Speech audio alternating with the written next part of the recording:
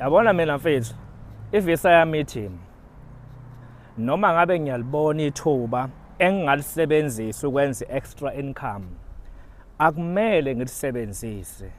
Kusho umthetho wevisa wami uthi angenze lento engiqashelwe yona. Mange ngatholakala nje ngenze enye into ebheke eceleni, yabo, mhlambe sengibona ispace mina sengiyavula itafula sengiyadayisa, kuyobe sengibasukelileke. Kusho ukuthi sengimele ngibuyele ekhaya mase ngizizwa nje ukuthi sengiyi-hard worker mina, yabo, I can work hard ukuthi sengenza imisebenzi emibili noma engaphezu kwalo enginikezwe wona. Kusho ukuthi sekumele ngiye ekhaya-ke ngiyoba i-hard work ekhaya, hhayi la ezweni labo. La ezweni labo kuthiwa nje angenze lokhu engikuzele. Noma ngabe ngiyalibona ithuba elilahlile elingasetshenziswa, abantu bala shiya, ahlangene nawe, yabo. Lana mfethu akekho umuntu ozokuvimba endleleni akucele i-ID, akubuza ukuthi unawo namaphepha, cha. Bami nje ngento eyodwa ukuthi waqala wenza into ephambene nomthetho sowubasukelileke, yabo. Waqala nje wenza into ephambene nomthetho sowubasukelileke, uzobathola ukuthi banjani, yabo. Bayokubuka nje uhambe lapha, and futhi bami ngento eyodwa bayazi ukuthi surely khona into yenza, because ayikho into yamahala la. Indawo yokuhlala you have to pay, ukulahla udoti you have to pay, ukuthola i-medication you have to pay. So surely ngeke ufike la uyi-foreigner ingekho into yenzayo. Bese bakugade futhi ukuthi as much kukhona-ke lokho okwenzayo, kungabe lokho okwenzayo na kulegal yini. If ku-illegal sekusukileke lapha laba sebezokufuna khona-ke amaphepha nemvumo uma ukuthi urana amabhizinesi ukuthi ubani, yabo. Mina nje selo ngafika eSouth Korea ngihambela amamakethe la, angaze ngabona foreigner elivula ibhizinesi la, because akona kwampunzi edla mina, yabo. Fune bakwazi kahle ukuthi ubani. It's not easy. Angisho ukuthi awekho ama-foreigner akuvulayo, mhlawumbe bakhona because kumele wenza ama-investment athile, umeet ama-requirements athize, yabo. Kodwa nje ngizama ukuhlebela lokho ukuthi noma ngabe ithuba uyalibona la awukwazi ukulisebenzisa, yabo, because ivisa yakhe ithi yenza lokho okuzele. Mangabe sowuzizwa ukuthi sowuvuka ukukhuthala sokuthi wenza imisebenzi eminingi, buyela kwelakini. Awuthi xoxela indaba. Uyazi ukuthi la eSouth Korea mangabe ushintsha nje i-location from one city to another city, you have to go and report lapha e-immigration ukuthi wena awusahlali kule ndawo sowuhlala la. Ukushintsha kwakhe indawo ufanele bakurejiste kwi-system ukuthi wena sowuhlala edolobheni elukuthi, uhlala kuleli bhilidi, uhlala kwi-room number bani, ukuze mhla kwenzeka into ethize noma kukhona into yenzayo uzwe ngenokhe nje emnyango sebazokukhipha endlini. Nje yabonto le. So information yakho ihlezi laphana kufanele ibe updated. Wangakwenza lokho bathola ukuthi sowuhlala kwenye indawo, ufila ama-fine wena, yabo, ufila ama-fine. And-ke ama-fine amasebenzi eba maningi, mhlawumbe angaze afike la kuthiwa khona simdeport lo muntu akasilaleli noma akayenza imithetho ekufanele ayilandele ezweni lethu. Kungani singavele simkhulula abuyele kubo ayoba ikhanda eqinile lekwela kubo, yabo. So awukwazi ukuvetana usuke nje eThekwini udecide ukuthi mina ngisahlala eThekwini sengiyohlala eJohannesburg bese ungareport lapha uyi-foreigner. Mase uyohlala eJohannesburg kufanele uyoreporta, bashintshe i-address, ubachazela ukuthi uyohlala lapha manje, uqashe ubani, ba-update kwi-system. Nento yabonto leyo.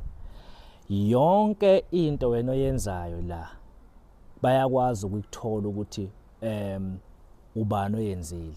Ngisho kanjani na? Abona nje mabethola igama lakho bayakwazi ukuthola i-passport number yakho, bayazi ukuthi usuka kuyiphi indawo, bayazi ukuthi uqashe ubani, usebenza kuphi, uhlala kuphi.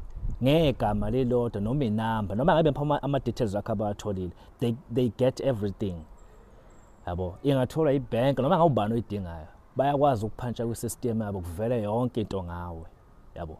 So kuhlezi nje kwenziwa sure ukuthi iqonde ekuthethweni, yabo. Akudakheleki, ayikho indlela ongakudakhela ngayo. It is what it is.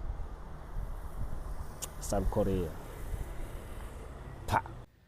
Okay, guys, I hear you. You all saying we are all Africans, even though we come from different countries, we share the same skin color, we share the same blood. Okay, fine. If someone comes from a different country to my country and starts raping my kids, forcing my kids to take drugs, kidnapping my kids and turn them into prostitutes, or take my kids and force them to transport drugs from one country to another, all those things, the same person is supposed to call a brother makes sure that the future of my kids disappears. Should I continue to call that person a brother? Should I continue to call that person a sister? Someone who makes sure that like everything I have disappears, who adds no value. Should I continue to protect that person and call that person a brother or a sister? Did you see that post by that lady who works in Korea from South Africa, who says every year they have to prove that they are medically fit to hold a job and to be in Korea? And she said you also have to prove that you still have an existing contract, amongst other things.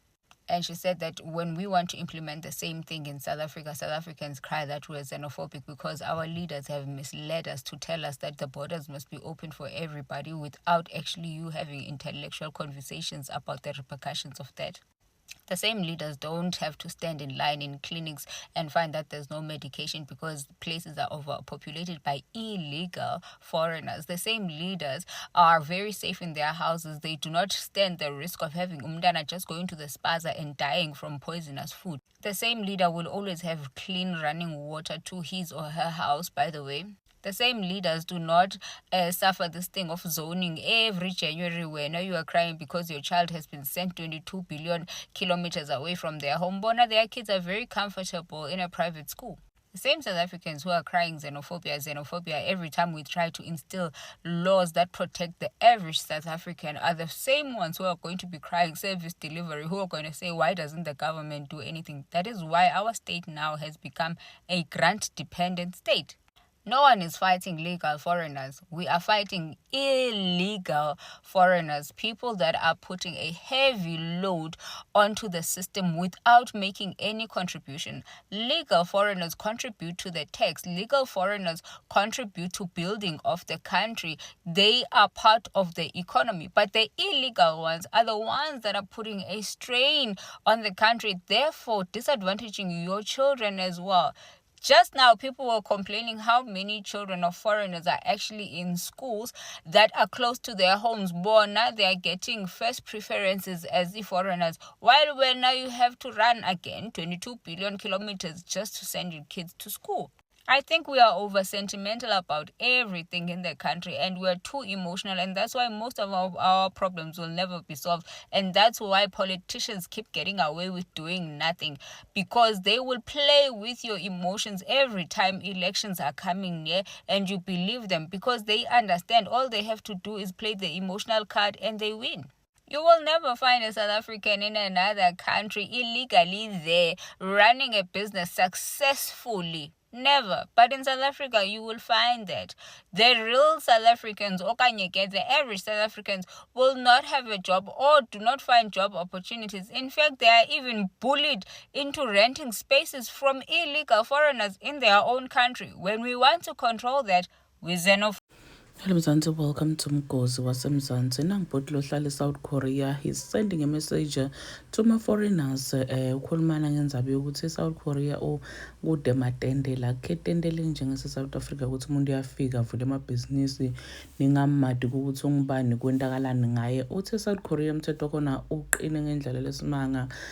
Uma ufika khona kufanele watiwe ukuthi udowendani, usebenza endaweni leso. Ngisho ubona lenye i-business opportunity ngeke uzokhona kuyenda, uyayishiya nje ushiyele abantu base-South Korea wena unake into lofike ngayo. Uthi futhi angeke ufike eSouth Korea uhlale ungadadi kokuthi udeleni, uhlale nje uthi hlalele ungasebenzi ungayendi lutho. Uthi le mthetho ucine ngendlela lesimanga eSouth Africa mthetho uqekiswa i-government yethu. Uthi ayikho into ukuthi udothola abantu batibekele ematafula nje ungabadi kokuthi bayini, especially if they are foreigners. ukuthi imithetho ucinile eSouth Korea kufana nasedendeleni eSouth Africa. Do comment your thoughts down in the comment section. Don't forget to hit the notification bell. I'll see you on the next one. I'm signing out. Goodbye.